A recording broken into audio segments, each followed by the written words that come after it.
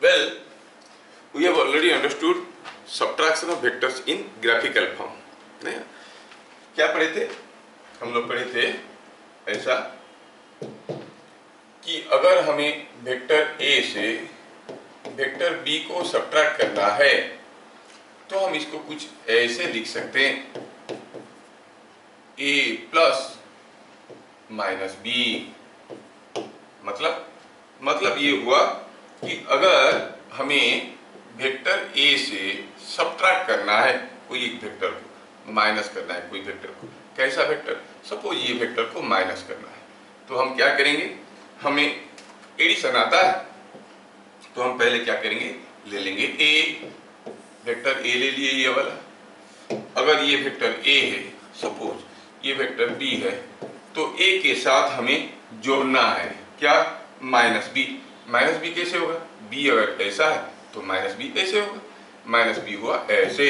अगर ये हुआ माइनस B तो हम माइनस B को इसके साथ जोड़ेंगे, तो A के साथ जुड़ गया माइनस B, ये हुआ A, ये हुआ माइनस B। तो फिर जो A माइनस B होगा वो कैसे होगा? Yes yes yes, A minus.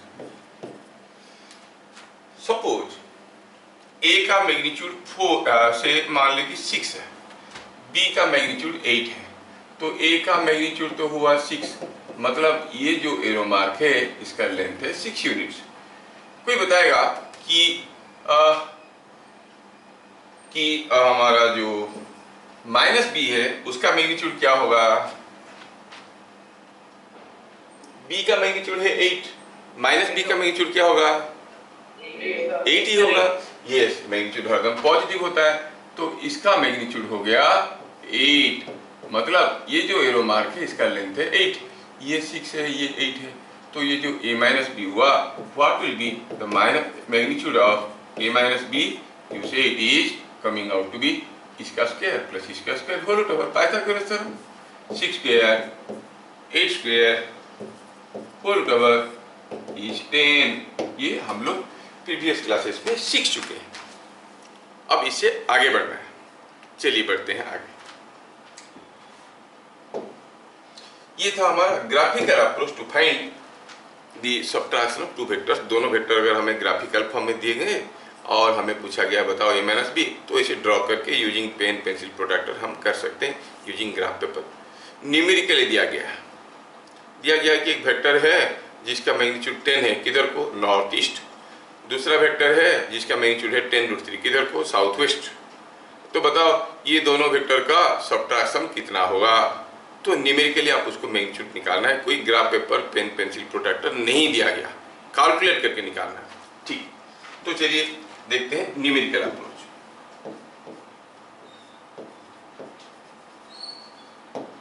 Numerical approach,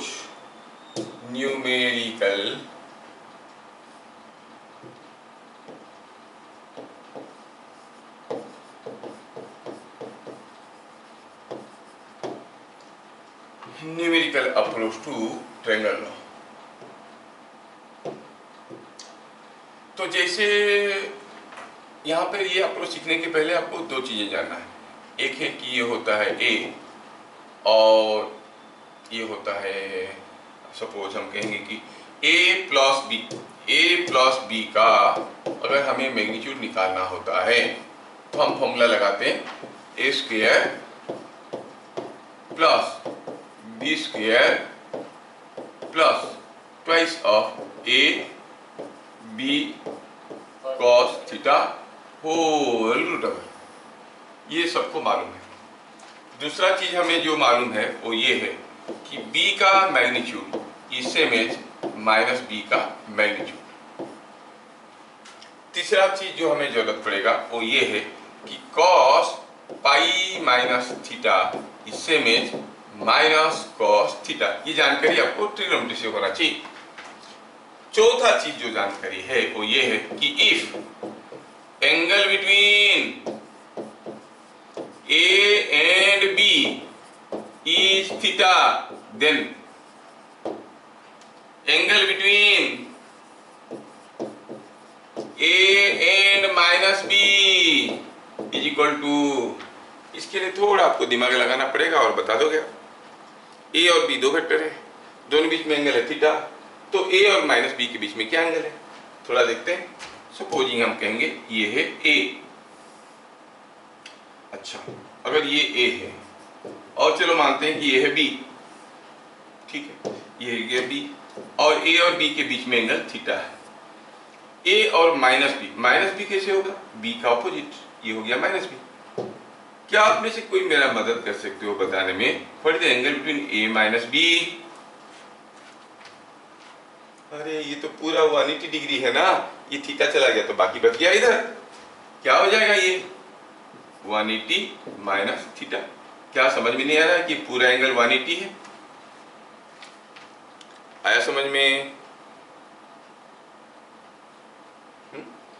तो आप कहोगे अगर angle between A and B is angle between A and B theta, sorry मैं जीरो लिख दिया हूं, अच्छा इसलिए कंफ्यूज हो रहे हो। अगर angle between A and B is theta, then angle between A and minus B क्या हो गया 180 minus theta. Is that clear? Yes, angle between A minus B is angle between A minus B is 180 minus theta. क्या यहां तक ये सारी चीजें आपको समझ में आया? तो फिर से रिपीट कर दें, क्योंकि ये जानने से सब्ट्रैक्शन निकालना कोई मुश्किल नहीं है, आप खुद निकालोगे, मैं नहीं बोलूंगा। एक तो हुआ a प्लस बी का मैग्नीट्यूड क्या होता है, दूसरा हुआ magnitude of B magnitude of minus B बराबर होता है, तीसरा हुआ कि cos pi minus theta, pi मतलब 180, हाँ आप पाई का मतलब तो जानते होंगे, pi is 180 degree, cos 180 minus theta is minus cos theta. And the last is the most important is angle between A and B अगर थीटा हुआ तो angle between A and minus B हो जाएगा 180 माइनस थीटा। क्लियर? चलिए आगे, late D क्या है, D is A minus B, ठीक है। तो ए माइनस बी को हम लिख सकते हैं ए प्लस माइनस बी, है कि नहीं? अच्छा, इसका मतलब d का magnitude is same as a plus minus B का मैग्नीट्यूड का a प्लस माइनस बी का मैग्नीट्यूड। क्या ठीक ठाक लिख रहा हूं? अभी मुझे d का मैग्नीट्यूड निकालना है तो कैसे निकालेंगे, क्योंकि ये तो सम है, तो कहेंगे इट इज a का मैग्नीट्यूड का स्क्वायर प्लस माइनस बी का मैग्नीट्यूड का square plus twice of A का मैग्नीट्यूड माइनस बी का magnitude because of angle between A and minus B. तो कुछ हम ऐसे करते हैं, सपोज हमारे पास दो वेक्टर है, let theta is angle between A and B. अगर ए और बी के बीच में एंगल थीटा हुआ तो क्या बता सकते हो, यहां पर हम क्या लिखते हैं, angle between A and minus B. Angle between A and minus B होता है 180 माइनस थीटा। क्या ये चीजें समझ में आया? बढ़िया। अब वैल्यू डालें सबका, ए का मैग्नीट्यूड तो ए का मैग्नीट्यूड, इसमें कोई दो राय नहीं, लेकिन जो माइनस बी है उसका मैग्नीट्यूड तो बी का मैग्नीट्यूड के बराबर है, प्लस ये जो cos 180 माइनस थीटा है इसको हम cos थीटा लिख सकते हैं, और होता है वो माइनस cos थीटा, इसलिए यहां पर माइनस साइन आ जाएगा। बाकी बच गया 2a माइनस बी का magnitude same as B into cos theta. देखो ये फॉर्मूला तो पूरा सिमिलर, जैसे ट्रायंगल लॉ का एडिशन फॉर्मूला जैसे बन गया, बस अंतर क्या है, वहां पर ये प्लस था अब ये माइनस है, बाकी सब तो वही है। क्या बात समझ में आया? ये सामने बेंच का माइक्रोफोन काम नहीं कर रहा है क्या? कर रहा है? बोलो, नहीं जोर से थोड़ा बोलो। कर रहा है सर। हाँ तो फिर आवाज क्यों नहीं आ रहा है? फॉर्मूला मिल गया। अगर ए एक वेक्टर है, बी एक वेक्टर है, दोनों के बीच में एंगल थीटा है, तो उनका रिजल्टेंट, उनका सम का मैग्नीट्यूड होता है a square plus b square plus 2ab cos theta whole over. उनका डिफरेंस का मैग्नीट्यूड को d लिखता हूं, डिफरेंस मतलब d, डिफरेंस का मैग्नीट्यूड होता है a square plus b square minus 2ab cos theta का होल ओवर। याद रखना कितना आसान है ना। अभी दूसरा इंटरेस्टिंग चीज है कि d, ये हमारा था पॉइंट नंबर नेक्स्ट, ये था नेक्स्ट।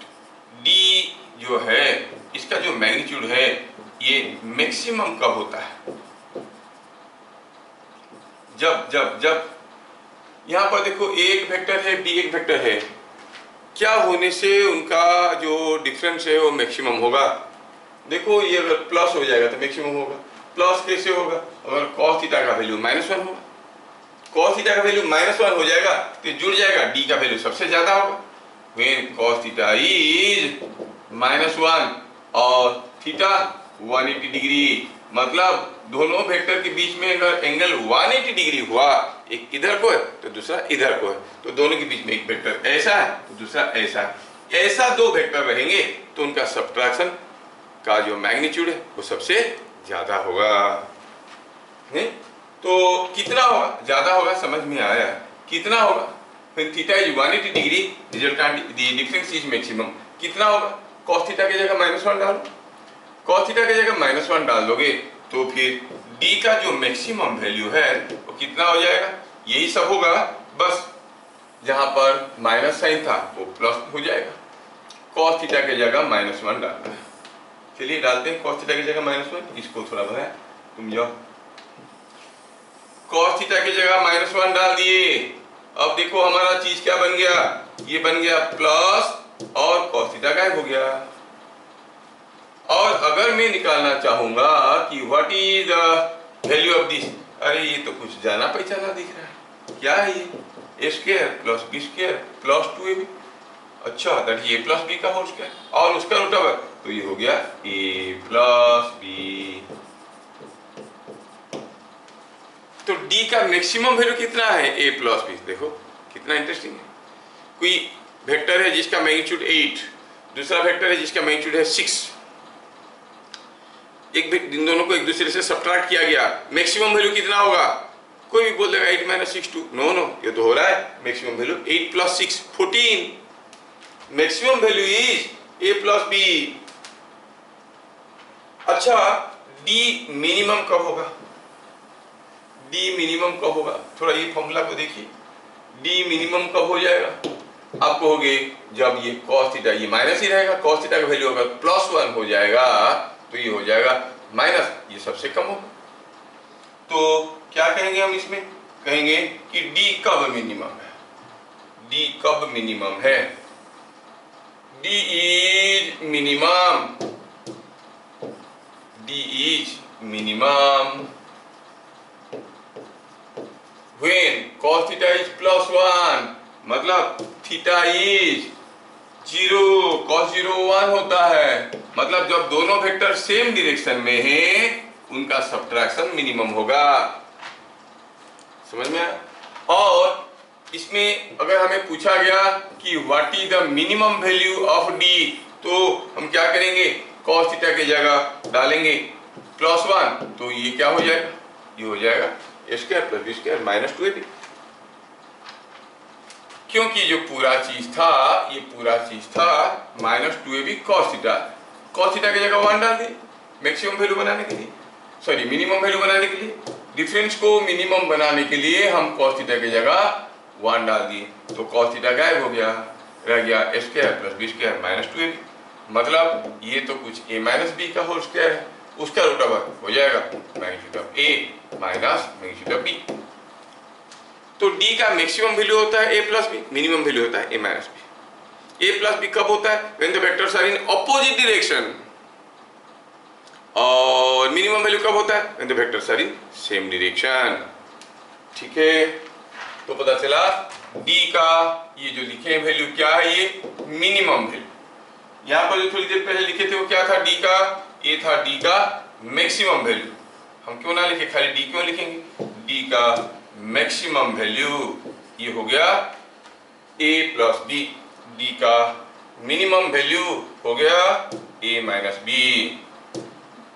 इससे ये पता चला कि अलग अलग वैल्यू ऑफ थीटा के लिए d अलग अलग होता है। अगर a और b दो वेक्टर है, उनके बीच में अलग अलग एंगल होगा, अलग अलग वैल्यू ऑफ d होगा, लेकिन जो भी होगा वो कहां से कहां के बीच में रहेगा, वो a माइनस b से छोटा नहीं हो सकता और a प्लस b से बड़ा नहीं हो सकता। It has to lie between a minus b and a plus b। समझ में आया? ये a माइनस b कब होता है? जब थीटा होता है +1। ये कब होता है? जब थीटा होता है -1। सॉरी, थीटा होता है, cos थीटा होता है +1, थीटा होता है 0। और ये होता है कब? when थीटा होता है 180। समझ में आया? जबकि हम r की वैल्यू याद करें, पहले कभी हम पढ़े थे, ये भी इसी दो वैल्यू के बीच में था। ये कोई नई चीज नहीं है, इसका भी वैल्यू वही था, ये a माइनस b से a प्लस b के बीच में था। लेकिन ये मैक्सिमम कब होता था? ये थीटा इक्वल टू 0 में मिनिमम होता था। और वो मिनिमम कब होता था? ये मिनिमम होता था थीटा इक्वल टू 180 में, और मैक्सिमम होता था थीटा इक्वल टू 0 में। मतलब जब रिजल्टेंट मैक्सिमम है तब डिफरेंस मिनिमम है, जब रिजल्टेंट मिनिमम है डिफरेंस मैक्सिमम है। ये हम लोग देख चुके है ना। बहुत सारी छोटे छोटे चीजें इसके अंदर छुपे हुए हैं, थोड़ा याद रखना। चलिए पहले इसको लेके थोड़ा लिटरल डिस्कशन करते हैं। जो आप देख रहे हो वो बोलना। डी का रिजल्टेंट पहले बात करते हैं। Resultant vector of two vectors maximum कब होता है? When the angle between vectors is how much? 0। कितना होता है maximum value? a magnitude plus b magnitude. Resultant of दो वेक्टर का मैग्नीट्यूड मिनिमम कब होता है? When the angle between them is 180 degree. Minimum value कितना होता है? a minus b। Difference of दो वेक्टर्स मैक्सिमम कब होता है? When angle between them is 180 degree. And what is the maximum value of d? a plus b।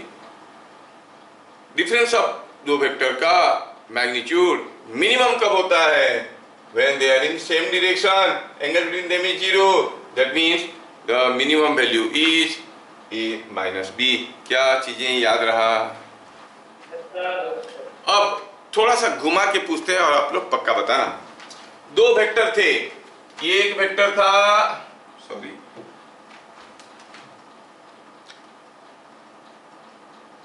मान लो कि ये एक वेक्टर है a, ये एक वेक्टर है b, इनके बीच में एंगल है 10 degree.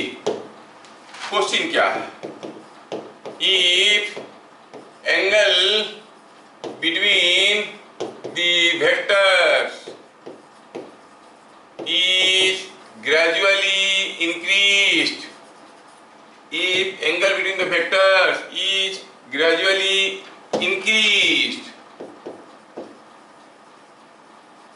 From 0 to 180 degree.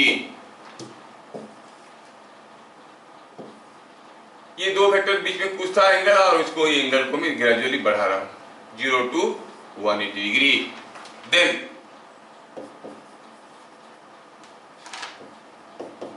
Magnitude of resultant will, क्या कहोगे? रिजल्टेंट का मैग्नीट्यूड कंटिन्यूअसली बढ़ेगा कि घटेगा?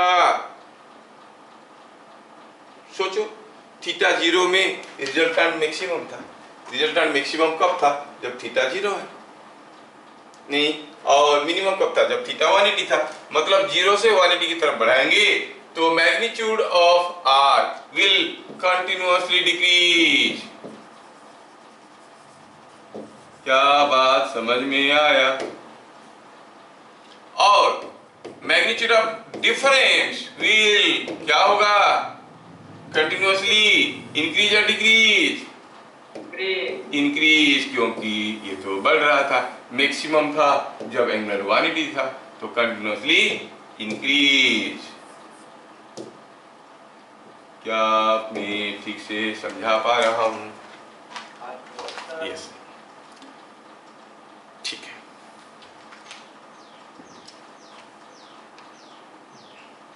दूसरा क्वेश्चन,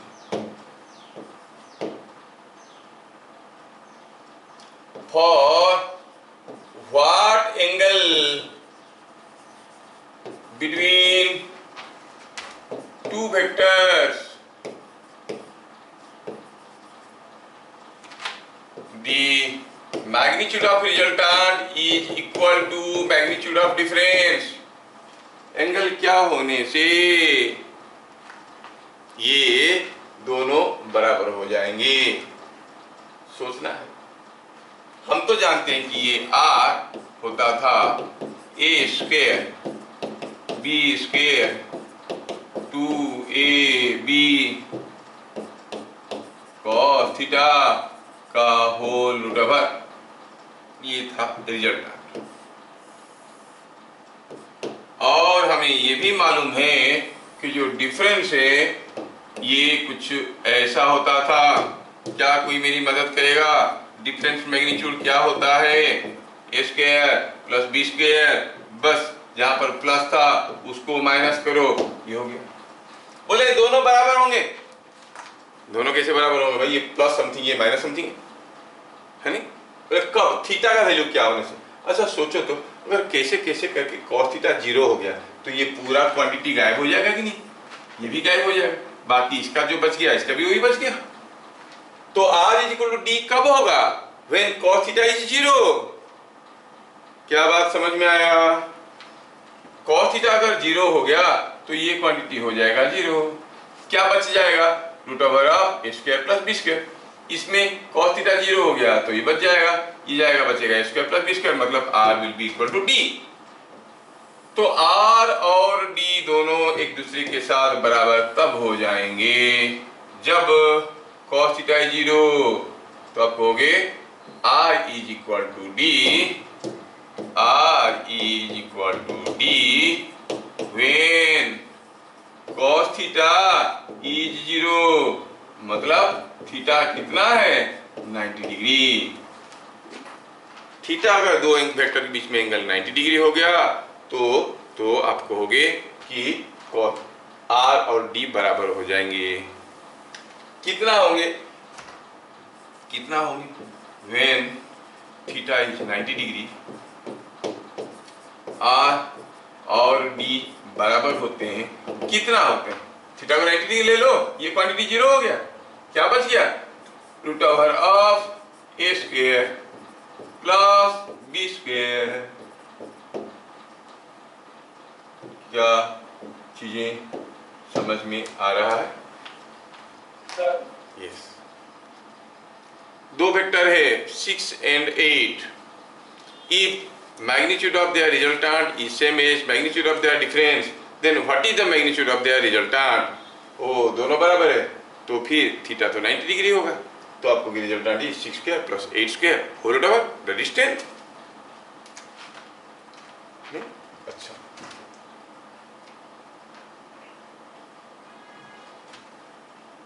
दूसरा क्वेश्चन। तो यहां पर हमें एक चीज समझ में आया कि इफ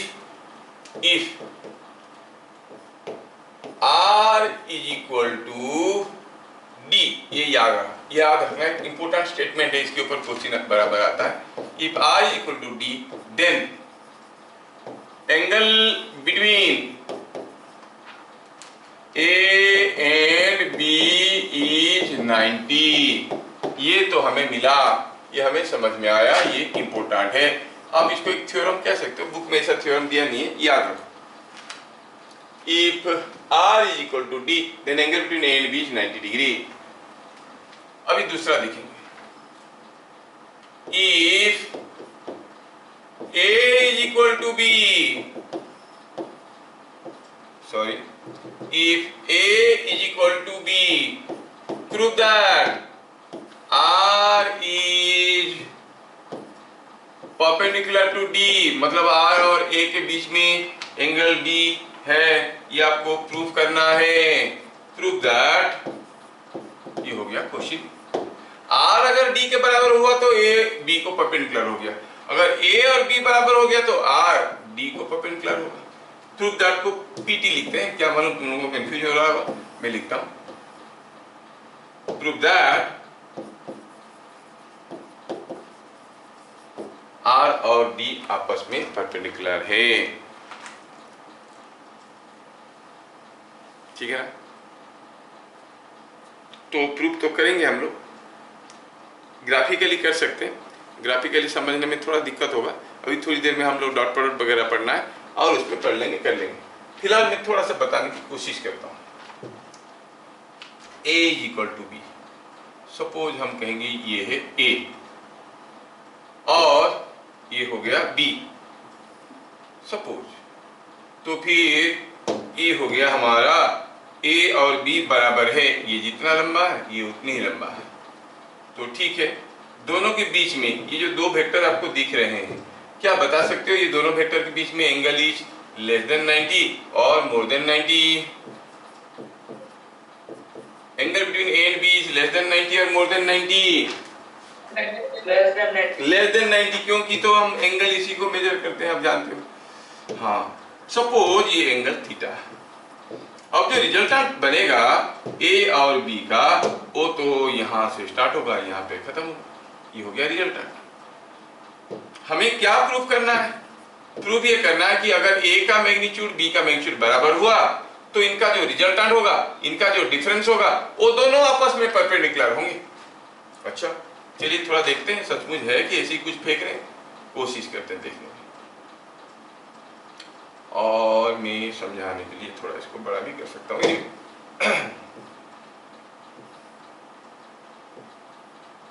A और B बराबर लिया हूं मैं, ये R ऐसे दिखता। मुझे A माइनस B निकालना है। अगर ये ऐसा है, B ऐसा है, तो मैं B को कुछ ऐसे कर सकता हूँ।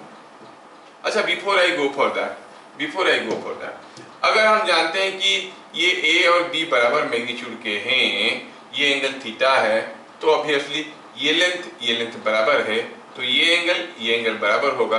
ये एंगल प्लस ये एंगल इज इक्वल टू ये एंगल, तो ये और ये दोनों कितने होंगे? थीटा बाई 2, क्योंकि ये जितना होगा ये उतना होगा, दोनों लेंथ बराबर है ना। क्या बात समझ में आया? ये लेंथ जितना है ये लेंथ उतना है, तो ये एंगल जितना होगा ये एंगल उतना होगा। मैं पहले भी बता चुका हूँ कि ग्राफिकली करने में थोड़ा सा दिक्कत होता है, दिमाग लगता है, लेकिन आपको दिमाग लगाना पड़ेगा, नहीं तो दिमाग बढ़ेगा कैसे?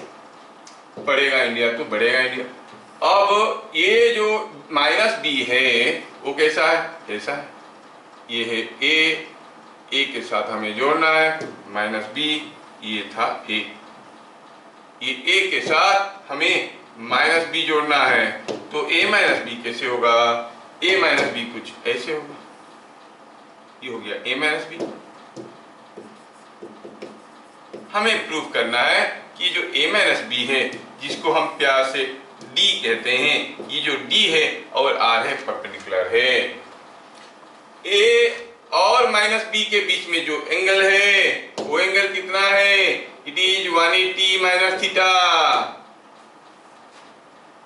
इसका मतलब ये जो D होगा, ये हम जानते हैं कि ये जो एंगल है ये एक्सटर्नल एंगल की बराबर है। A B के मैग्नीट्यूड की बराबर था, B माइनस B का मैग्नीट्यूड की बराबर है, मतलब A और माइनस B बराबर मैग्नीट्यूड है, मतलब ये एंगल बराबर होगा। ये दोनों बराबर होंगे तो इन दोनों का सम हो जाएगा, ये एंगल हो जाएगा 180 माइनस थीटा। ये जितना होगा ये उतना होगा, दोनों बराबर है, मिलके 180 माइनस थीटा, तो हर एक कितना होगा? 180 माइनस थीटा का आधा।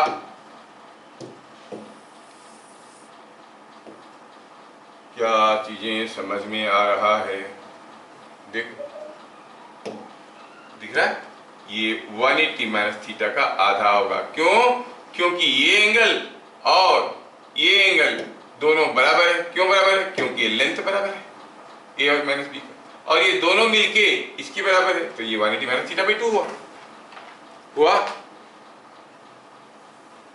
बोलो, मैं पास हुआ कि फेल हुआ? समझा पाया क्या? Yes sir. हाँ, अब आपको ये एंगल मालूम है, ये एंगल मालूम है। ये जो 180 माइनस थीटा है, ये प्रैक्टिकली कितना है बताओ? 180 बाई 2 हो गया 90 माइनस थीटा बाई 2 हुआ ना।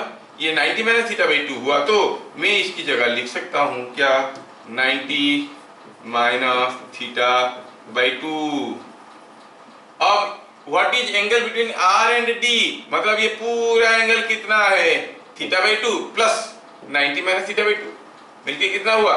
90 डिग्री। तो प्रूव हो गया कि आर और डी के बीच में एंगल 90 डिग्री है। थोड़ा दिक्कत लगा, आसान तरीके से करना है, दिमाग लगा के बिना लगाए करना है, तो आगे है दूसरा मेथड। ठीक है, दूसरा मेथड में आगे करना है। अभी थोड़ा सा आपको मेहनत पड़ा होगा, ज्योमेट्री यूज हो गया। और क्या है कि पुरानी पढ़ाई जो हमारे स्कूल में पढ़ाया गया था, हम कहाँ याद रखते हैं, हम तो सब कुछ भूल जाते हैं। तो सारी चीज याद नहीं है। वैसे भूलना खराब नहीं है, कुछ चीजों को तो भूल जाना चाहिए, नहीं तो कौन कब मारा था अब तक तुम रो रहे होते, भूल जाते हो, इसलिए तो ठीक ठाक। लेकिन पढ़ाई नहीं भूलना चाहिए। क्या मैं थोड़ा बहुत कोशिश किया, आपको थोड़ा बहुत हजम हुआ कि अगर R और D बराबर है तो A और B परपेंडिकुलर होंगे, अगर A और B बराबर है तो R और D परपेंडिकुलर होंगे। याद रखने के लिए आसान हो गया। कोई आपको प्रूफ नहीं पूछेगा स्कूल में, आपको खाली ये दोनों को एज थ्योरम्स याद रखना है। क्या बताओ? अगर vector A is equal to vector B, then R is perpendicular to D. If vector R is equal to vector D, then A is perpendicular to B. अगर ये दोनों बराबर हुए तो ये दोनों परपेंडिकुलर, ये दोनों बराबर हुए तो ये दोनों परपेंडिकुलर। याद रह गया? क्वेश्चन क्या आएगा? They will not ask you to prove. वो बोलेंगे if magnitude of A is equal to magnitude of B, what is the angle between A plus B and A minus B? आपको हो गया 90 डिग्री। समझ में आया? ये आएगा क्वेश्चन में, तैयारी करवा, ये समझा। अच्छा, तो सबट्रैक्शन ऑफ वेक्टर भी हम लोग थोड़ा बहुत देख लिए। ठीक, अभी थोड़ा एक दो ठो इंपोर्टेंट फॉर्मूला देना चाहेंगे। अभी अभी हमें समझ में आया है कि आर स्क्वायर होता है A square plus B square plus 2ab cos theta. मुझे रूट ओवर नहीं चढ़ाना है इसके ऊपर, क्यों? क्योंकि मैं इधर आर स्क्वायर लिख दिया हूं, है कि नहीं? आर लिखे होते तो रूट ओवर देते। क्या कोई मुझे बताएगा डी स्क्वायर क्या होगा? बोलो। हाँ, ए स्क्वायर, बोलो। हाँ, A square plus B square minus 2ab cos theta हुआ ना। अभी देखो यहां से एक इंटरेस्टिंग फॉर्मूला निकल के आ रहा है, R square plus D square कितना है? आर स्क्वायर के साथ डी स्क्वायर को जोड़ेंगे तो ये दोनों तो आप इसमें कट पिट जाएंगे। क्या मिलेगा? Twice of A square plus B square का रूट ओवर। समझ में आया? मतलब अगर दो वेक्टर का मैग्नीट्यूड और उनका रिजल्टेंट दिया है तो आप डिफरेंस क्या है बता सकते हो, थीटा बताने की कोई जरूरत नहीं है। Just for sake of example, ओ लड़का पीछे इतना दूर में बैठा है, वो ज्ञानी लड़का, क्या नाम था उसका मैं भूल गया, तांडी। हंसता भी तो उसका 4 दांत से ज्यादा दांत मुझे दिखाई नहीं देता। देखो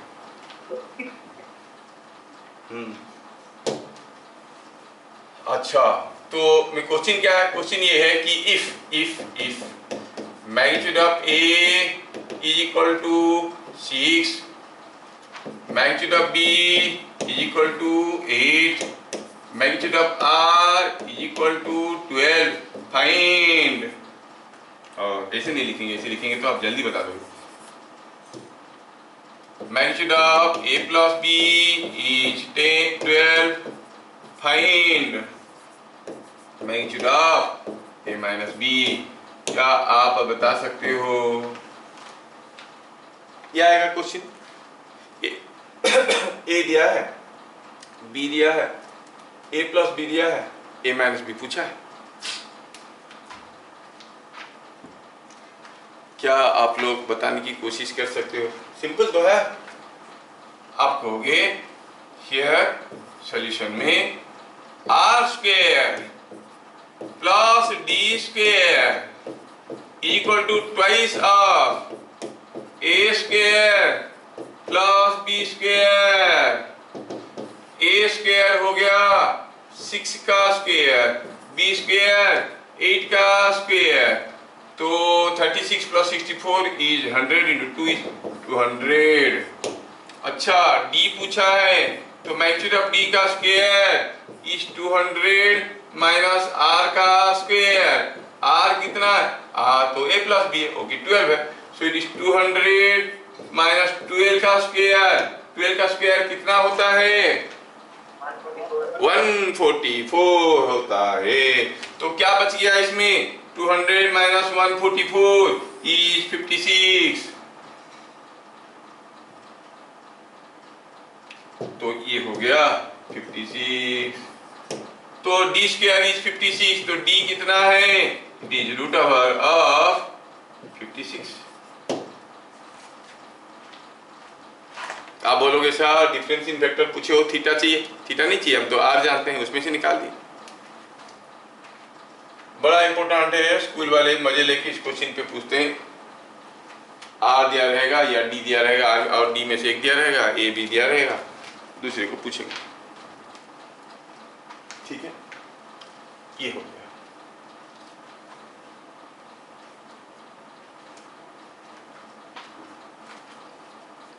सब्ट्रैक्शन ऑफ वेक्टर्स हमें समझ में आया, एडिशन ऑफ वेक्टर्स हमें समझ में आया, टाइप्स ऑफ वेक्टर्स हमें समझ में आया, rectangular form and orthogonal form समझ में आया। आगे बढ़ते हैं, मल्टीप्लिकेशन ऑफ वेक्टर्स। बड़े मजेदार है, डिफिकल्ट नहीं है, नया है। मल्टीप्लिकेशन ऑफ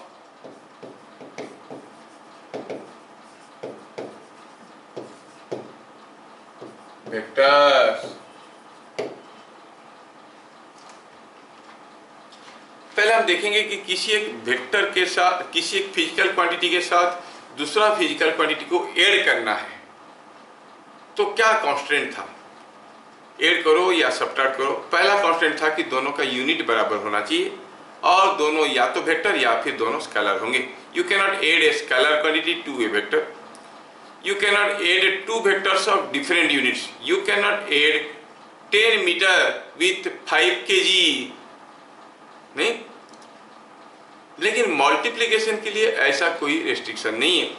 आप किसी वेक्टर को किसी स्केलर के साथ मल्टीप्लाई कर सकते हो, किसी वेक्टर को किसी दूसरे वेक्टर के साथ मल्टीप्लाई कर सकते हो या हो, दोनों सेम यूनिट का हो नहीं हो कोई फर्क नहीं पड़ता है। There is no restriction. आप फोर्स और वेलोसिटी को मल्टीप्लाई कर सकते हो, एक न्यूटन में होता है, दूसरा मीटर पर सेकंड में होता है। करते हो? हाँ करते हो। क्या मिलता है? Power. Power is product of force and velocity. Work निकालने के लिए फोर्स और डिस्प्लेसमेंट का आप मल्टीप्लाई करते हो, दो अलग अलग यूनिट का है। तो मल्टीप्लिकेशन में ऐसा कोई रेस्ट्रिक्शन नहीं है, वो सेम यूनिट का हो नहीं हो, दोनों वेक्टर हो या एक वेक्टर एक स्केलर हो, कोई फर्क नहीं पड़ता। तो बारी बारी से सारा वेराइटी को हम लोग देखने की कोशिश करेंगे। Scalar with vector, scalar with vector multiply करने की कोशिश करें। देखो क्लास 10 में होता था क्या कि लोअर क्लासेस में टीचर्स क्लास में जो पढ़ाते थे आप सारा चीज लिखते थे और लिखना भी चाहिए, और जो जो चीजें लिखते थे वो सारी को लर्न करते थे और एग्जाम में वही क्वेश्चन आता था, आप लिखते थे। अब मैं जो लिखा रहा हूँ वो इसलिए कि तुम सीखोगे, कोई नहीं पूछेगा how you multiply two vectors, कोई नहीं पूछनेगा, समझोगे तो अप्लाई कर पाओगे। तो जो भी हम लिख रहे हैं वो हमारा नॉलेज का डाटाबेस रहेगा, उसको पढ़ के समझ लेंगे तो कोई क्वेश्चन आएगा तो करेंगे। ठीक है, जहाँ जहाँ पर कोई डिराइवेशन आएगा और इम्पोर्टेंट है जो स्कूल में एग्जाम में आता है तो मैं बता दूंगा ये आता है तो आप उसको लर्न कर लेना। आज की क्लास में लर्न करने के लायक कुछ नहीं है, खाली याद रखना है what is the formula for A minus B, और दो थ्योरम में बताया A is equal to B means R is perpendicular to D, R is equal to D means A is perpendicular to B। दूसरा था R square plus D square is equal to twice of A square plus B square. नहीं, ये बस ये statements को याद रखना, पूरा क्लास को देख के डरना मत। स्केलर को वेक्टर के साथ मल्टीप्लाई करना है। सपोजिंग आपको मालूम है, मुझे बताने की जरूरत नहीं पड़ेगा, कोई एक वेक्टर है f, इसको किसी एक स्केलर क्वांटिटी से मल्टीप्लाई करेंगे जिसका कोई डायरेक्शन नहीं है। सपोज 2 के साथ मल्टीप्लाई कर दिए, तो जब 2 के साथ मल्टीप्लाई कर दिए वेक्टर बन जाएगा 2f और वो जो वेक्टर है वो दिखेगा कैसे? That vector will look like this. ये कौन सा वेक्टर है? 2f। तो क्या देखे, कोई स्केलर क्वांटिटी मल्टीप्लाई करने से वेक्टर का मैग्नीट्यूड बदल गया। अगर वो पॉजिटिव का स्केलर क्वांटिटी है तो डायरेक्शन वही रहा, लेकिन अगर मैं -2 मल्टीप्लाई करता, तो ये वेक्टर कुछ ऐसे दिखता, -2f। तो क्या कहोगे? By multiplying A positive scalar quantity direction remain same, by multiplying a negative scalar quantity the direction gets reversed। क्या इतना चीज याद नहीं रहेगा? रहेगा कि नहीं रहेगा? रहेगा कि नहीं रहेगा? रहेगा। क्या ये चीज मेरे बताने से पहले आपको मालूम नहीं था? मालूम नहीं था? अरे था, f ऐसा होगा तो -2f ऐसा होगा, आपको हर कोई को मालूम था। बस जो आपको मालूम है वही लिखने की मैं कोशिश कर रहा हूँ कि जब कोई एक वेक्टर को किसी एक स्केलर के साथ मल्टीप्लाई करेंगे, अगर पॉजिटिव स्केलर क्वांटिटी मल्टीप्लाई करेंगे तो ये ऐसे होगा in the direction of vector. Negative scalar quantity multiply करेंगे तो जो बनेगा वेक्टर वो ओरिजिनल वेक्टर का ऑपोजिट डायरेक्शन में बनेगा। अभी वेक्टर को वेक्टर के साथ मल्टीप्लाई करेंगे, वेक्टर विथ वेक्टर, वेक्टर को वेक्टर साथ मल्टीप्लाई करेंगे। यहां पे थोड़ा सा झोल आता है, ध्यान से सुनोगे तो समझ में आएगा। इसमें 2 किस्म की मल्टीप्लिकेशन होता है, 2 किस्म की मल्टीप्लिकेशन होता है। क्या होता है? एक होता है डॉट प्रोडक्ट, जिसको अदरवाइज कहते हैं स्केलर प्रोडक्ट।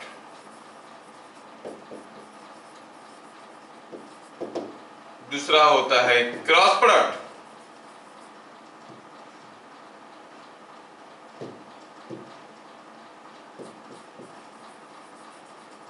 और इसको कहते हैं वेक्टर प्रोडक्ट। आप लोग साथ दोगे तो आज की क्लास ये खत्म। अगले क्लास कुछ नया चैप्टर स्टार्ट करेंगे हम लोग, ठीक है? वर्टिकल मोशन अंडर ग्रेविटी पढ़ेंगे अगले क्लास, फिर उसके बाद 2 डायमेंशनल मोशन पढ़ेंगे, प्रोजेक्टाइल मोशन वगैरह, ठीक है? तो वेक्टर विथ वेक्टर जब मल्टीप्लाई कर रहे हैं, इसमें 2 किस्म की मल्टीप्लिकेशन होता है। एक होता है डॉट प्रोडक्ट और स्केलर प्रोडक्ट, एक नाम है। ये दूसरा टाइप का मल्टीप्लिकेशन है। सर मल्टीप्लिकेशन वो फिर 2 टाइप का, आलू काटना है। अच्छा, जब आलू काटना होता है बहुत सारे किस्म के काट सकते हैं, नहीं काट सकते? कोई इसको 2-2 टुकड़ा करेगा, कोई इसको फिंगर चिप्स बनाएगा, किसको गोल गोल राउंड राउंड नथिंग फाउंड बनाएगा, है कि नहीं? आलू काटने की क्या एक ही तरीका है? बहुत सारे तरीके हैं। वैसे ही मल्टीप्लिकेशन करने की देयर आर 2 डिफरेंट मेथड्स। अब सोचो कि मम्मी आपको एक आलू दे दी और नाइफ दे दी, आलू काट दो, आप क्या पूछोगे? कैसे काटना है या फिर क्यों काटना है? मम्मी बोलेगी नहीं इसको बॉयल करना है, तो फिर 2 टुकड़ा कर लेते हैं। नहीं उसको फिंगर फ्राई करना है तो उसको पतले पतले फिंगर्स में कट करने की कोशिश करेंगे। क्यों काट रहे हैं डिसाइड करता है कि हम कैसे काटेंगे, है क्या? क्यों आलू काट रहे हैं, ध्यान से सुनो स्टेटमेंट को, हम आलू क्यों काट रहे हैं वो डिसाइड करता है कि हम आलू को कैसे काटेंगे। सिमिलरली जब 2 वेक्टर को मल्टीप्लाई कर रहे हैं, हम क्यों मल्टीप्लाई कर रहे हैं वो डिसाइड करेगा कि कैसे मल्टीप्लाई करेंगे। क्या मतलब हो? सपोज हमें कहा गया 2 वेक्टर को मल्टीप्लाई करो, चलो फोर्स और डिस्प्लेसमेंट को मल्टीप्लाई करो। क्यों करना है? अरे करो, तुम करके वार्क निकालना है। अच्छा वार्क निकालना है, वार्क कीजिए स्केलर क्वांटिटी और वेक्टर क्वांटिटी, स्केलर क्वांटिटी, तो मुझे स्केलर प्रोडक्ट करना है। क्या बात समझ में आया? अगर मुझे फोर्स और डिस्प्लेसमेंट को मल्टीप्लाई करके वार्क निकालना है तो स्केलर क्वांटिटी है। सपोज मुझे मोमेंट ऑफ ए फोर्स निकालना है, मोमेंट ऑफ ए फोर्स और torque which is a vector quantity, वो कैसे निकलता है? वही product of F and S. तो कैसे मल्टीप्लाई करेंगे? We have to go for cross product और वेक्टर प्रोडक्ट। समझ में आया क्या? क्यों मल्टीप्लाई कर रहे हैं वो डिसाइड करेगा हम कैसे मल्टीप्लाई करेंगे। अगर हमें चाहिए मल्टीप्लाई करने के बाद एक scalar quantity as a result, as a product, we have to go for scalar product. दो वेक्टर को मल्टीप्लाई करने से हमें चाहिए a vector quantity as result और एज प्रोडक्ट, तो हम कहेंगे वेक्टर प्रोडक्ट। दोनों का मल्टीप्लिकेशन का साइन अलग है ना। जैसे आप लोग भी तो मल्टीप्लाई करते हो ना, कभी ऐसे लिखते हो, कभी इंटू लिखते हो, क्रॉस करके लिखते हो, या कभी इंटू लिखते हो। ऐसे ये दोनों साइन को अलग अलग से यूज करते हैं। इंटू डॉट को यूज करते हैं तो कहते हैं scalar product co dot product कह देते हैं, और क्रॉस प्रोडक्ट को, वेक्टर प्रोडक्ट को क्रॉस प्रोडक्ट कहते हैं। क्या मैं थोड़ा सा कुछ समझा पाया? अच्छा, करते कैसे हैं? चलिए अब हम डिटेल्स में देखते हैं अबाउट डॉट प्रोडक्ट। ये डॉट प्रोडक्ट हम कब करते हैं? When we make dot product of vectors। कब करते हैं बताओ? कब करते हैं? जब हमें दो वेक्टर को मल्टीप्लाई करके क्या निकालना है? Scalar quantity. हाँ, बढ़िया सुन रहे हो तुम लोग। When two vectors are to be multiplied, जब दो वेक्टर को मल्टीप्लाई करना है to get a scalar quantity as result, scalar quantity as result, we go for dot product और स्केलर प्रोडक्ट, कुछ भी लिखो, dot product. Point number 2, dot product of two vectors A and B is written as A dot B। कैसे लिखते हैं? ये क्या, इसको क्या पढ़ेंगे? A dot B, dot sign दिया हुआ है। हम जब मल्टीप्लिकेशन करते थे पहले, कहीं भी डॉट लगा दो, कहीं भी क्रॉस लगा दो। मुझे एक्स वाई लिखना है तो एक्स वाई ऐसे लिख देते थे, तो कभी ऐसे लिख देते थे, वो चलता था। लेकिन अभी से ध्यान दो, डॉट दोगे तो बात कुछ दूसरा निकलेगा, क्रॉस दोगे तो बात कुछ दूसरा निकलेगा। You have to be very cautious. Dot product of A and B is given by written as A dot B. तो ये जो ए और बी का डॉट प्रोडक्ट हुआ, कुछ मिलेगा, जो भी मिलेगा, कितना मिलेगा मालूम नहीं है, लेकिन जो भी मिलेगा वो एक स्केलर क्वांटिटी होगा। कोई पूछेगा ए का तो डायरेक्शन मालूम है, ए का डायरेक्शन है टुवर्ड्स ईस्ट, बी का डायरेक्शन है towards north, A dot B का डायरेक्शन क्या है? कोई डायरेक्शन नहीं, क्योंकि ये स्केलर क्वांटिटी है। इसका कोई एक वैल्यू आएगा, 5, 10, 20 ऐसे एक वैल्यू आएगा। क्या बात समझ में आया? ये तो ध्यान क्या रखना है? Magnitude, magnitude of A dot B कितना होता है? ये लिखा होता है magnitude of A, magnitude of B cos theta, where magnitude of A dot B क्या होता है? Magnitude of A, magnitude of B and cos theta. मतलब हुआ ये कि अगर ए और बी के बीच में थीटा है एंगल, तो आप कहोगे ए डॉट बी हो जाएगा कितना? ए डॉट बी हो जाएगा A B cos theta. Theta क्या है? Angle between A and B, और ए और बी के बीच में एंगल थीटा है, तो ए डॉट बी होता है ए बी cos थीटा।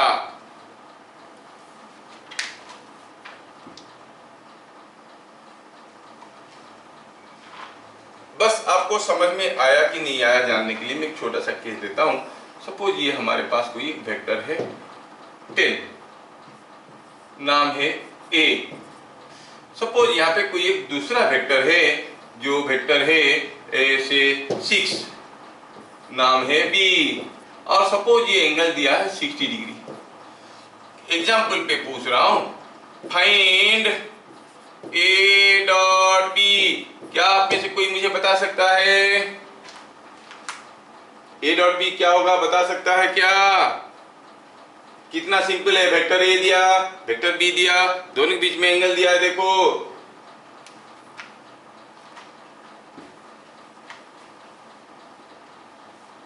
क्या हो गया बताओ, ए डॉट बी कितना होगा? Sir 30 is correct, very good, very good. तो आंसर क्या हो जाएगा भैया? आंसर तो सिंपल है, it is A dot B, A dot B. जब कोई सही आंसर बताए तो मैं खुश हो जाता हूँ, क्यों बताओ? इसलिए नहीं तुमको सही आंसर बता दिए, इसलिए कि मैं तुमको समझा दिया, मैं पास हो गया। पास होने पे सबको अच्छा लगता है, और जब तुम गलत बताते हो तो मैं तुम पे दुखी नहीं होता, खुद पे होता हूँ, अरे यार इतना मेहनत किया, समझा नहीं पाया बच्चों को। तो अभी तो बिगिनिंग क्लासेस है ना, तुम सही आंसर बताओगे तो मैं पास हुआ, तुम गलत बताओगे तो मैं फेल हुआ।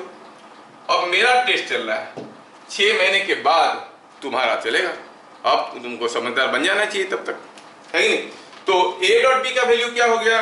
अब ये हो गया ए का वैल्यू 10, बी का वैल्यू 6 और cos 60, तो कितना हुआ? कितना हो गया ये? 1/2 हाँ, cos 60 1/2, सब डालो, बन गया 30। तो डॉट प्रोडक्ट निकालना काफी आसान है कि नहीं? कितना सिंपल है, बहुत आसान है, बहुत आसान है, बहुत आसान है।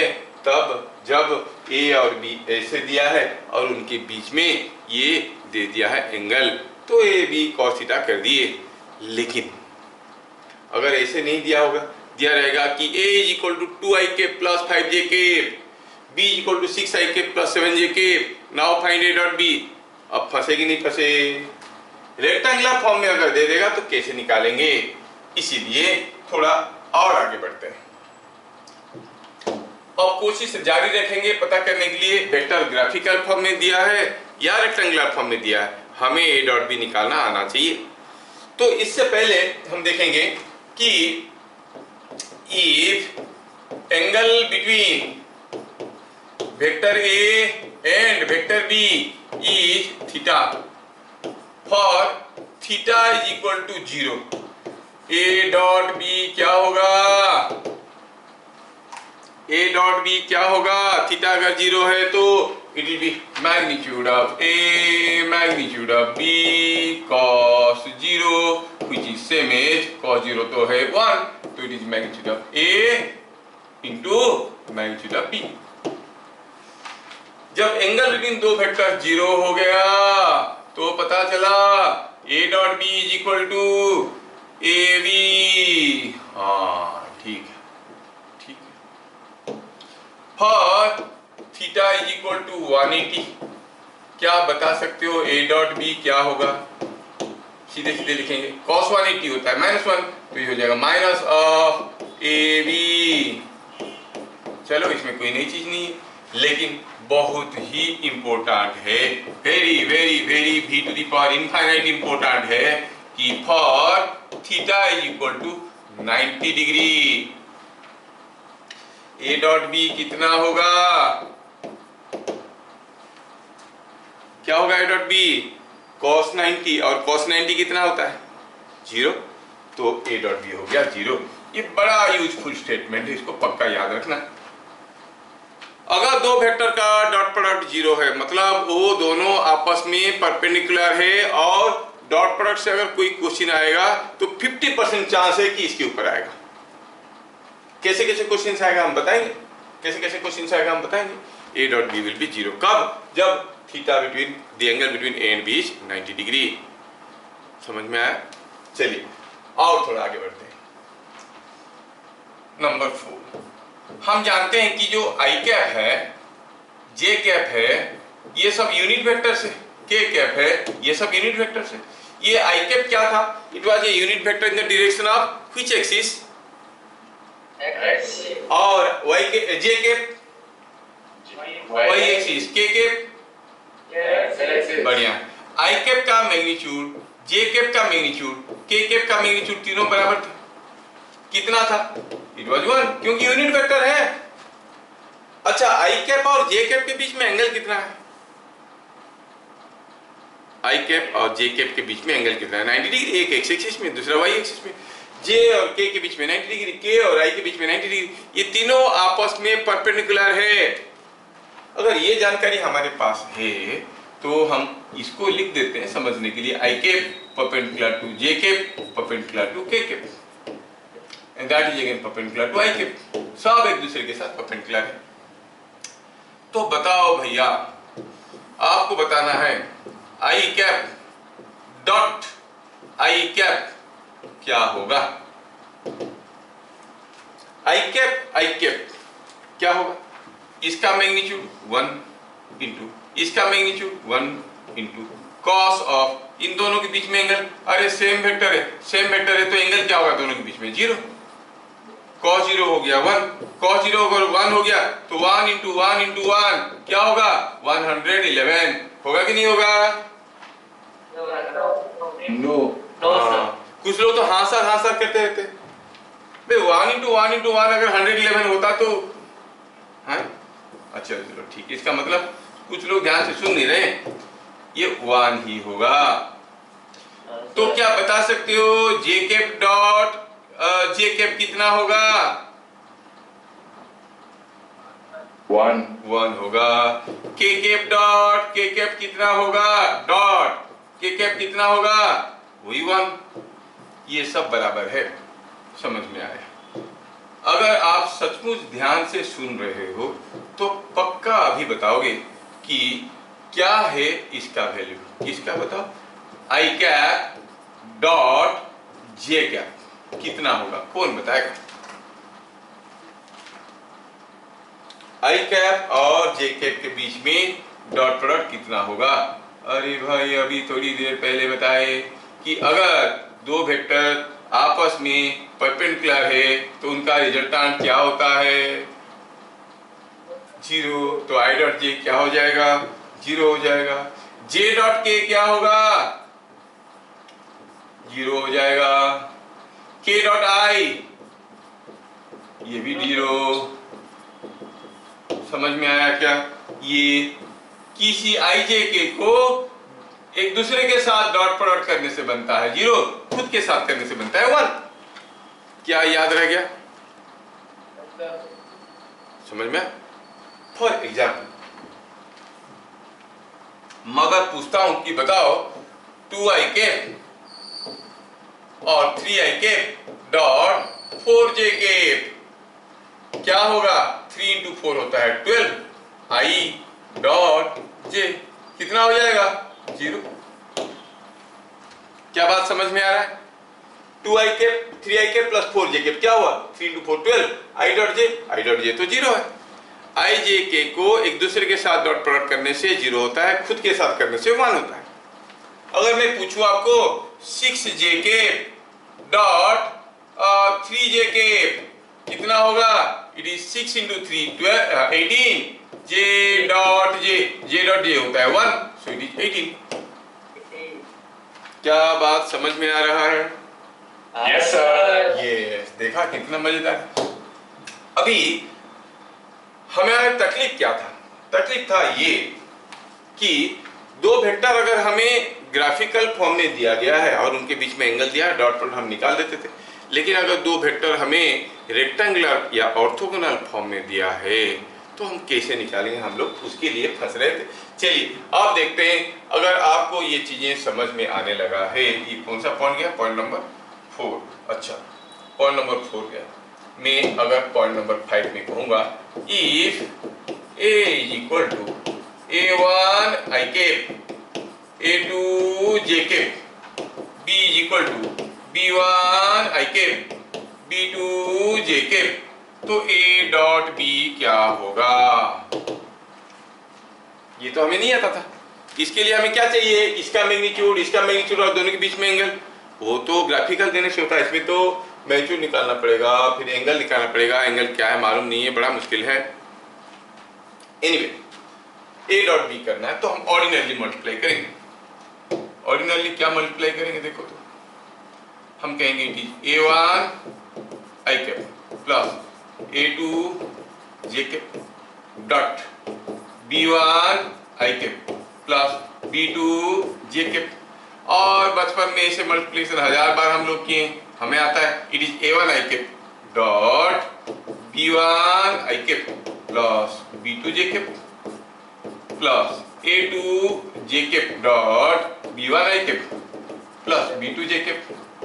क्या ऐसा मल्टीप्लिकेशन सबको नहीं आता है? आता है, बस हमें डॉट डॉट लिख लेना है। अब डॉट प्रोडक्ट करते हैं A1 I cap dot B1 I cap A1 B1 I dot I क्या होता है 1 की 0 I डॉट I खुद के साथ करने से 1 होता है कि 0 होता है? 1 होता है। तो ये हो गया A1 B1 A1 I cap dot B2 J cap क्या हो जाएगा A1 B2 I dot J क्या होगा 0। क्या बात समझ में आ रहा है कुछ सामने? हाँ, तो ये हो गया A1 B2 into 0 plus A2 J cap को B1 I के साथ। अब खुद बताओ क्या होगा A2 J cap B1 I cap क्या होगा A2 B1 J dot I दोनों आपस में परपेंडिकुलर है तो डॉट प्रोडक्ट क्या हो जाएगा 0। A2 J cap B2 J cap fast bench का फास्ट लड़का वो ऐसा लिखने लगा है, देख देख के उतारने लगा है। पक्का ये अगला जन्म में जेरॉक्स मशीन बनेगा। एकदम सुन नहीं रहा है, बोल नहीं रहा है, वो पूरा उतारते जा रहा है। कॉपी पेस्ट यहाँ से उठाया कॉपी में लिख दिया, सोच रहा है इसमें पढ़ाई खत्म हो गया मेरा।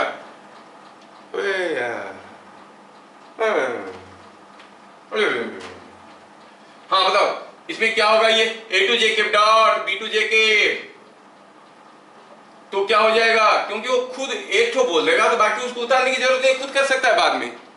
उसको क्लू मालूम नहीं है कैसे इतना लंबा क्लास को कैसे याद रखते, क्योंकि अभी वो खुद से अगर एक बोल देगा मुझे तो बाकी इतना उतारने की क्या, बाकी तो खुद से लिख सकता है। तरीका समझ में आ गया? हाँ बताओ क्या हो गया अभी? अब हो गया क्या, हम निकले हैं कहां तक पहुंच गए, हम खत्म कर दिए। अब A2 J cap dot B1 I cap तक हो गया है plus A2 J cap plus B2 J cap क्या हो जाएगा A2 B2 J dot J क्या होता है 1। अब देखो तो ये 0 था ये 0 था, एक दूसरे को खा गए तो ये तो 0 ही था, 0 हो गया। बच गया क्या A1 B1 plus A2 B2। Sir इतना लंबा करना पड़ेगा? अरे नहीं करना पड़ेगा, थोड़ा ध्यान से देखो। कोई पूछेगा this vector dot this product तो करना क्या है, डॉट प्रोडक्ट करना A1 B1 plus A2 B2 खत्म। बिना पेन एंड पेपर यूज किए आप बता सकते हो अगर आप ये फॉर्मूला को समझ गए हो तो। कोई आपको पूछेगा नहीं कैसे हुआ बताओ, आपको मैं बता रहा हूं कि तरीका क्या, लेकिन याद रखना ये होता है वैल्यू। अगर हमें ये वेक्टर के साथ A के साथ B को डॉट प्रोडक्ट करेंगे तो क्या मिलेगा A1 B1 plus A2 B2। क्या बात समझ में आया? अगर समझ में आया तो थोड़ा सा खाली मुझे एक छोटा सा एग्जांपल दो। if A1 is equal to 2I के प्लस 7J के B1 is equal to 3I के प्लस 2J के 1 1 क्यों लिखेंगे? अच्छा ठीक है 1 1 लिखने की कोई जरूरत नहीं है, ये 1 नहीं है, B है, A है और B है, ठीक है। ये A है is equal to this, ये B है is equal to this। क्या है कोई मेरी पहल मान जो मुझे बताएगा what is A dot B? A dot B कितना होगा सर? AB cos थीटा होगा। अरे वो पुराना गया नया, क्या कहेंगे A1 B1 2 into 3 plus A2 B2 7 into 2 कितना हो गया? It is 6 plus 14 is equal to, क्या बात समझ में आया? 20। इजी है कि नहीं है? Yes sir. हाँ सर। ठीक है, तो मैं अब आपको दो केस देता हूं, दोनों केस में आप आंसर रेडी रखो, बताना मत, मैं पूछने से बताओगे। If A is equal to 6I cap minus 2J cap, B is equal to 4I cap plus 3J cap, A dot B क्या होगा आपको बताना है। दूसरा question, if A is equal to 6J cap plus 2I cap, B is equal to 3I cap plus 5J cap, A dot B क्या होगा? क्या ये दोनों केस में मुझे आप लोग आंसर फटाफट बता सकते हो?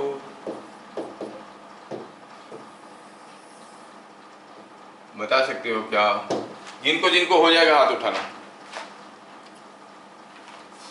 जिनको जिनको हो जाएगा हाथ उठाना। पहला केस में कितना होगा, दूसरा केस में कितना होगा? फर्स्ट केस का जिसका हो गया हाथ उठाओ, बोलो मत, लेट अदर्स ट्राई। हाँ, एक हो गया, एक हो गया। देखो मैं नाम बार बार भूल जाता हूँ, नाम बताओ बेटा। येलो ड्रेस, हाँ कृष्णा, ठीक ठीक। बताओ कितना कितना है आंसर पहला वाला का? 18 आया। It is 6 into 4 minus sorry plus 3 into -2 करना है, भूलना मत, ये -2 था। 24 माइनस 6 इज 18। बढ़िया है। सुश्रिका, क्या तुम दूसरे वाले की केस में आंसर बता सकते हो?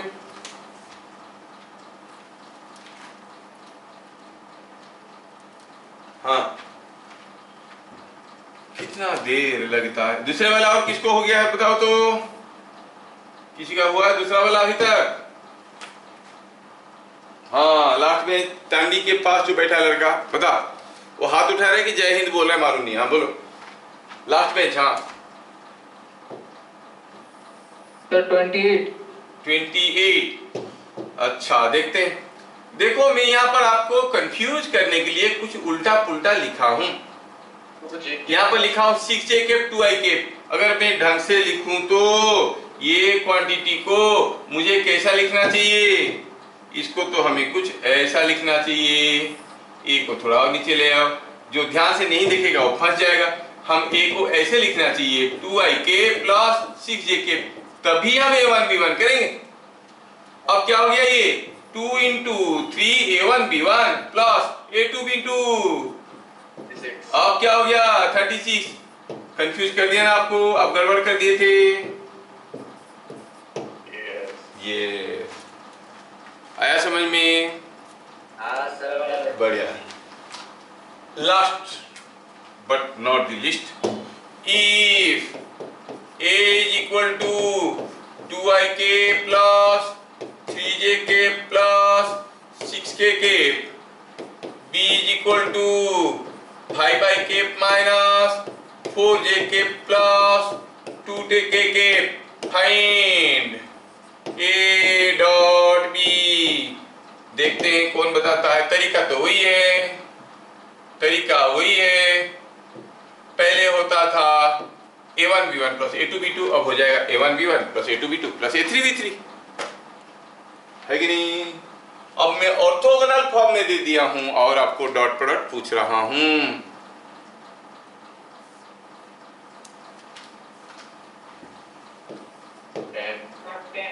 10 देखते हैं क्या लिखेंगे।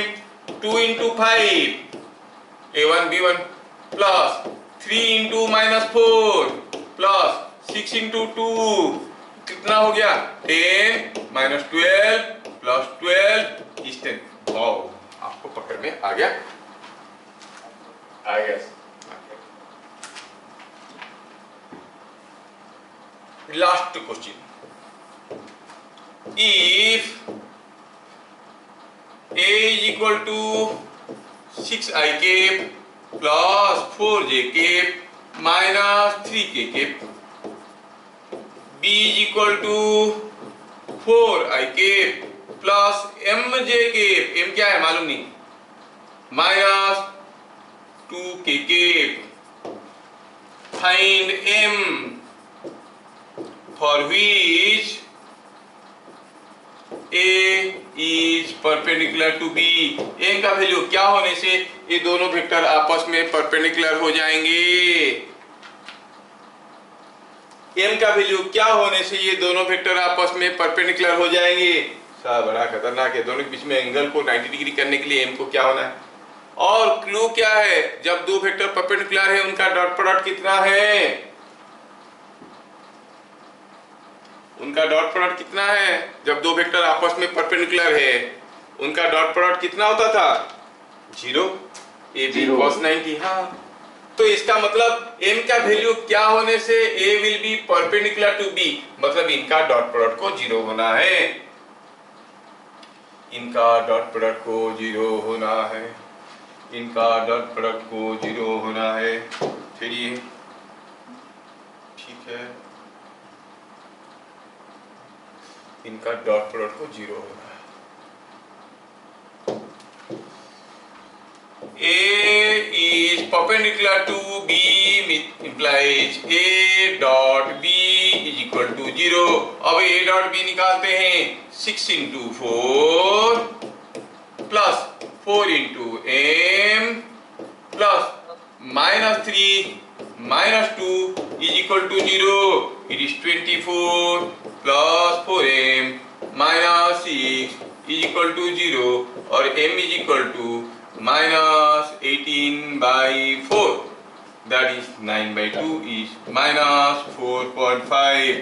So when m is 4.5, आप देखोगे दोनों वेक्टर आपस में परपेंडिकुलर हो जाएंगे। क्या बात समझ में आया?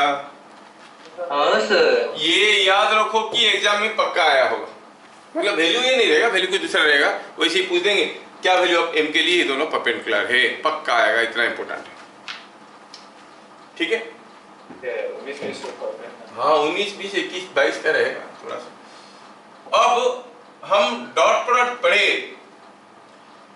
तो क्या क्या चीजें हमें यहाँ से सीखने के लिए मिला, फायदा क्या है डॉट प्रोडक्ट का और कहाँ कहाँ उसको यूज कर सकते हैं। पढ़ते तो कहीं यूज तो करना चाहिए, कहाँ कहाँ यूज कर सकते हैं डॉट प्रोडक्ट को, ध्यान से देखना डॉट प्रोडक्ट को कहाँ कहाँ यूज कर सकते हैं। बहुत इंपॉर्टेंट है एप्लीकेशन ऑफ डॉट प्रोडक्ट। इसमें से हमें क्या क्या चीजें समझ में आता है जो हमारे काम में लगता है। पहला कि if a dot b is 0 then a must be perpendicular to b, ये समझ में आया। दूसरा आया कि a डॉट b होता है a b cos थीटा और b डॉट a वो भी तो होता है a b cos थीटा, मतलब a dot b is same as b dot a। हाँ सर ये तो समझ में आता है, ठीक है। तीसरा work done by a force is product of force and displacement। Class 10 में पढ़े, work done by a force is product of force and displacement as work is a scalar quantity। आप कहोगे work is equal to F dot S। क्या बात समझ में आ रहा है? हर स्टेटमेंट के ऊपर एक एक एग्जाम्पल लेके चलेंगे। पॉइंट नंबर 3 के ऊपर एक एग्जाम्पल। क्या आप लोग इसको लिख पाए लास्ट स्टेटमेंट को? ठीक है। नेक्स्ट पॉइंट नंबर 3 को समझने के लिए एक क्वेश्चन जो बहुत ही पॉपुलरली आपके स्कूल एग्जाम में आता है। A force F is equal to 6I cap plus 4J cap newton displaces a body from A, एक पॉइंट है 2,3 टू B, एक दूसरा पॉइंट है 4,7। Find work done by force. ये पूछा, फॉर्मूला क्या है? F dot S। एस तो दिख रहा है, एस क्या है? डिस्प्लेसमेंट। कहाँ से कहाँ तक?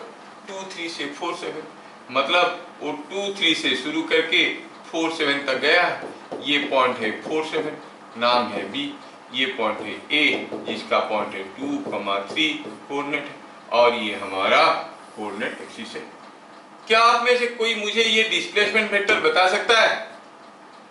किसका मेमोरी स्ट्रॉन्ग है? मैं किया था। If a vector has its head here, tail here, head at x2 y2, tail at x1 y1, तो वेक्टर क्या बनता था? Memory test. हाथ उठाओ किसको याद है? आज पता चलेगा कि पुरानी पढ़ाई कितने लोगों को याद रहता है। कोई वेक्टर है जिसका टेल है x1 y1 पे और हेड है x2 y2 पे, वो वेक्टर क्या बनता है in terms of x1 y1 and x2 y2? क्या बता सकते हो? भूल गए, भूल गए। Yes. हाँ बोलो क्या है? 1 and 1/2.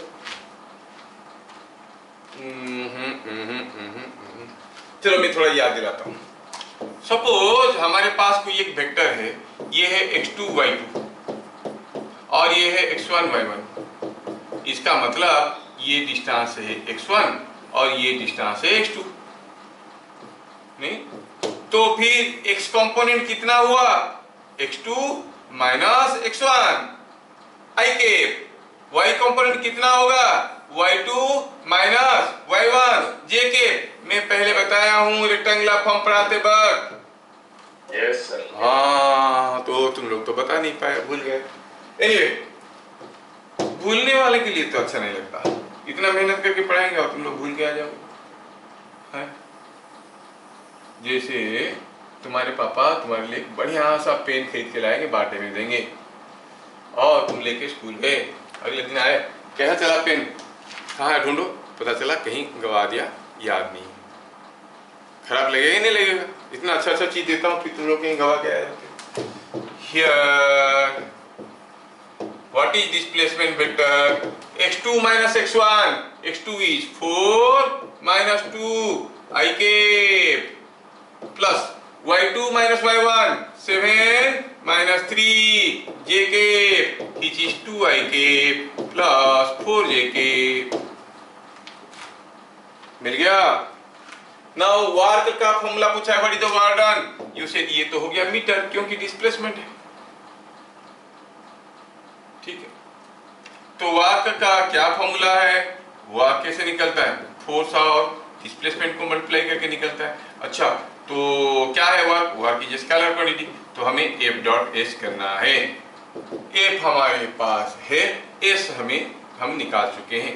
f डॉट s का वैल्यू होगा a1 b1 6 into 2 plus 4 into 4 is coming out to be 12 plus 16 is 28। ये मीटर है, ये न्यूटन है, तो यूनिट क्या बनेगा? जूल्स।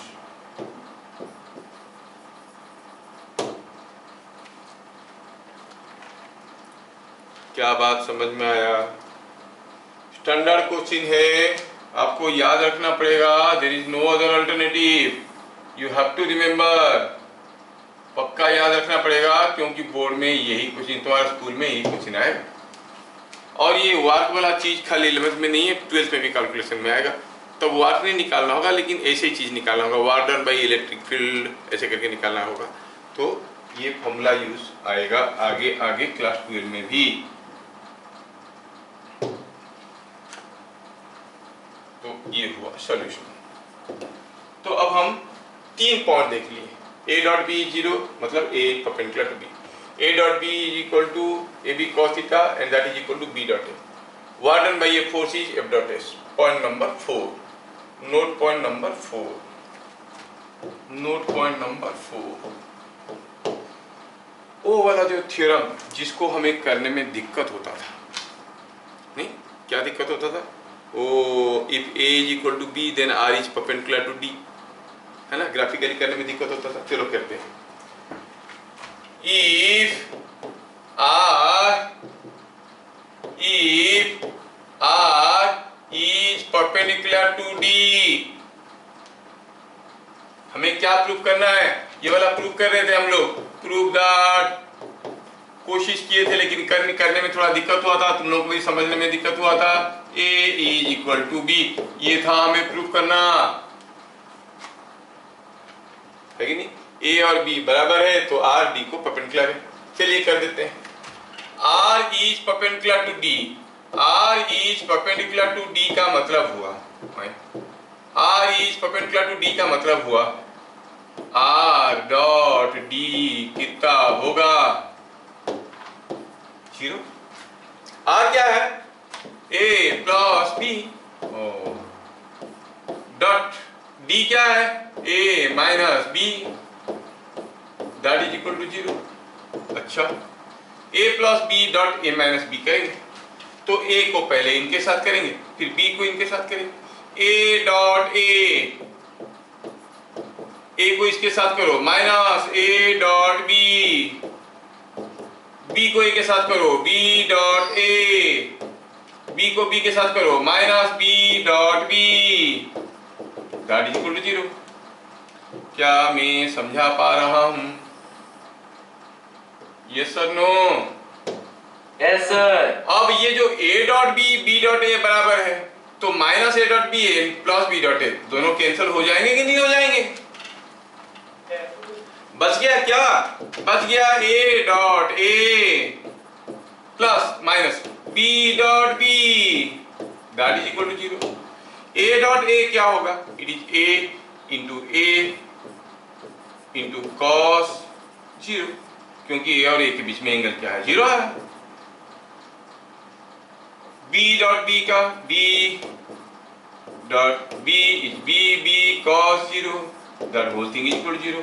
cos 0 तो 1 है, ये हो गया magnitude of a square minus magnitude of b square is equal to 0। मतलब a square is equal to b square, मतलब a is equal to b, magnitude of a equal magnitude of b। Proof हो गया। तब हम graphically किए थे, अब ऐसे डॉट प्रोडक्ट यूज करके कर लिए। Yes sir. ये स्कूल में अगर पूछेंगे मर्जी आपका है, कैसे करो?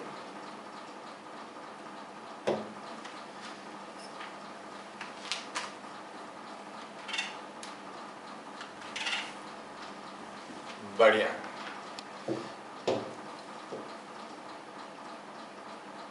नेक्स्ट, ये minus A dot B and B dot A कैसे कैंसिल हुआ समझ में आता है ना? क्योंकि ए डॉट बी और बी डॉट ए बराबर है।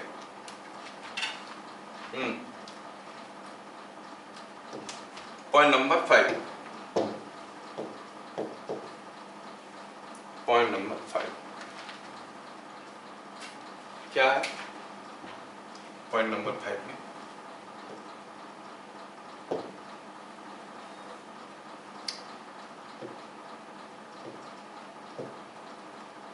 हमें मालूम है कि जो हमारा रिजल्टेंट था वो रिजल्टेंट का स्क्वायर क्या था? It was A square plus B square plus 2ab cos theta होता था।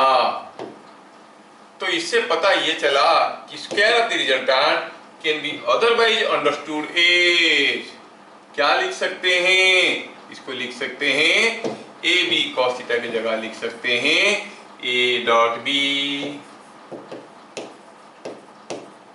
है कि नहीं? A B cos theta. Similarly D का स्क्वायर को क्या लिख सकते हैं? बस वही सब लिखेंगे, जहां प्लस साइन था उसको माइनस कर देंगे, ये बन गया डी। क्या है? ये माइनस है। इसका मतलब R square plus D square हम पहले देखे थे। चलो अब निकालते हैं R square minus D square. R square plus D square में दोनों कैंसिल होता था, मिलता था twice of A square plus B square. अभी डिफरेंस कर रहे हैं, माइनस करेंगे तो ये जो है ये भी है, माइनस करेंगे तो हो जाएगा 0, दिस माइनस दिस हो जाएगा 4 टाइम्स ए डॉट बी। क्या बातें समझ में आया?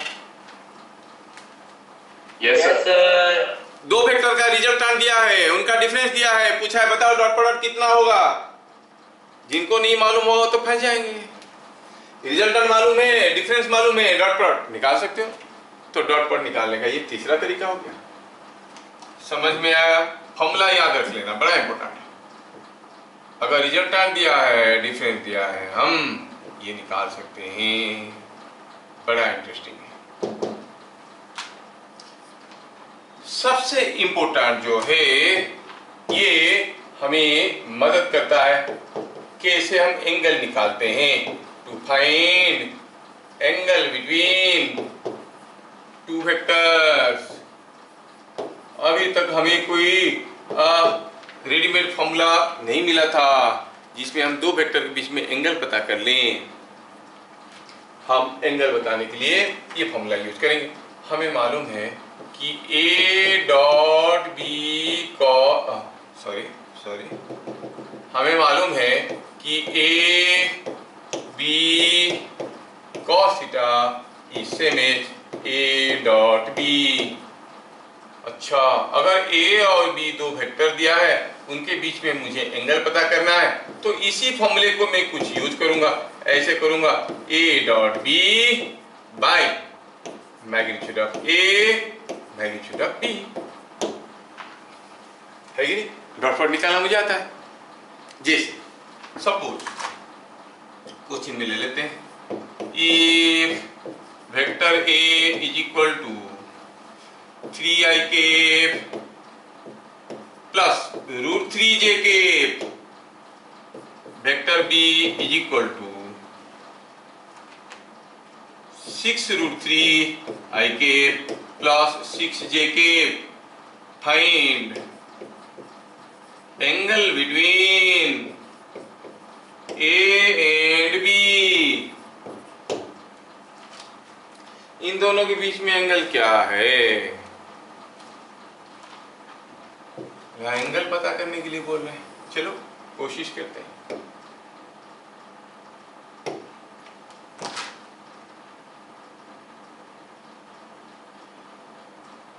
एंगल निकालने की कोशिश करेंगे। अब हम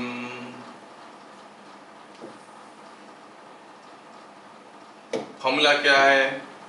हमें चाहिए cos थीटा। तो पहले फॉर्मूला का लिख देते हैं। क्या हमें ये एंगल निकालने के लिए क्या क्या चीजों की जरूरत है? हमें जानना है what is A magnitude, what is B magnitude and what is A dot B। यहाँ पर पहले हम निकाल देते हैं A डॉट B क्या होगा। A डॉट B क्या होगा?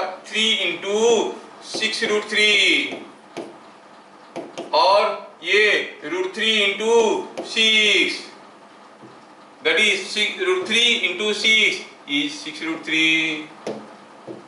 दोनों को सिंप्लीफाई करो, ये हो गया 18 root 3 plus 6 root 3 is 24 root 3। ये हो गया dot product A1 B1 plus A2 B2।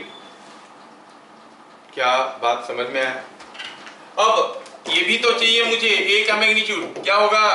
3 का स्क्वायर रूट 3 का स्क्वायर। और थोड़ा सा मैं गड़बड़ लिख दिया क्या, देखता हूँ 6 रूट 3 6।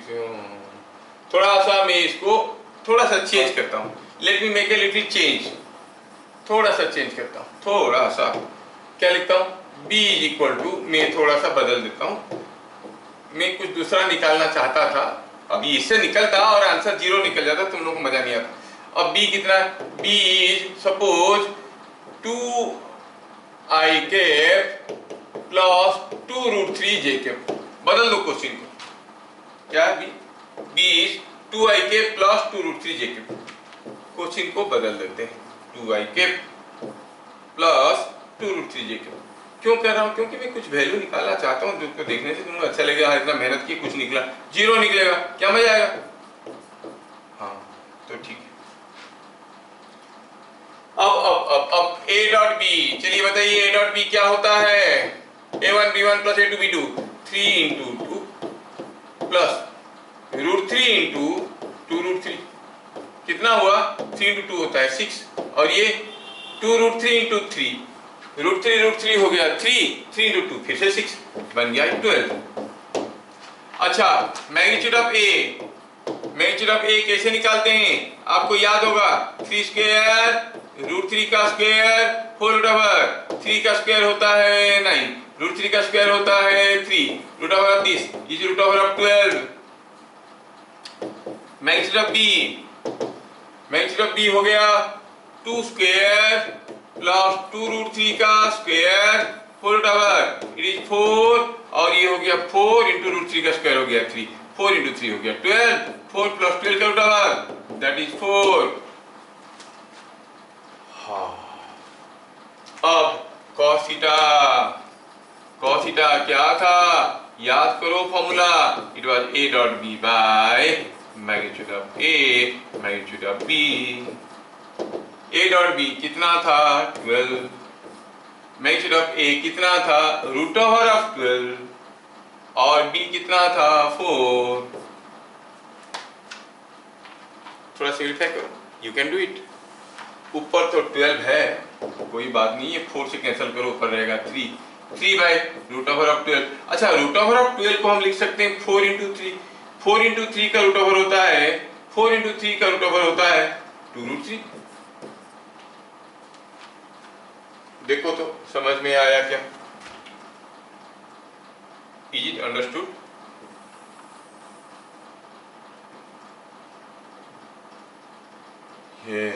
देखो देखो देखो चीजें बन गया।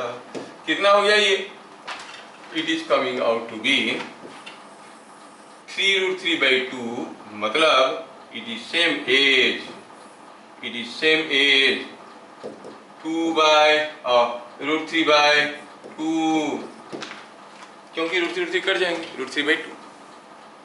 Now cos theta is root 3 by 2, इसका मतलब ये हुआ cos थीटा इज cos 30, मतलब थीटा कितना है 30 degree. What is the angle between this two vectors?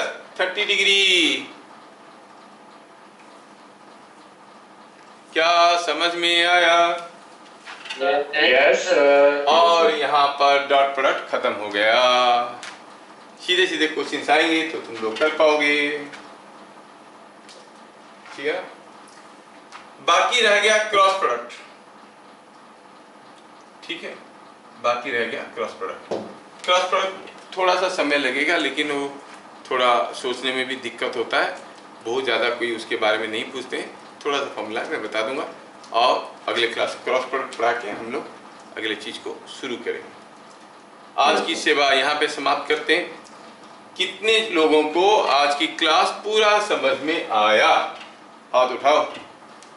सबको समझ में पूरा आया, बहुत बढ़िया। फिर मिलेंगे अगले क्लास, तब तक के लिए जय हिंद। जय हिंद सर। नमस्ते सर। नमस्ते।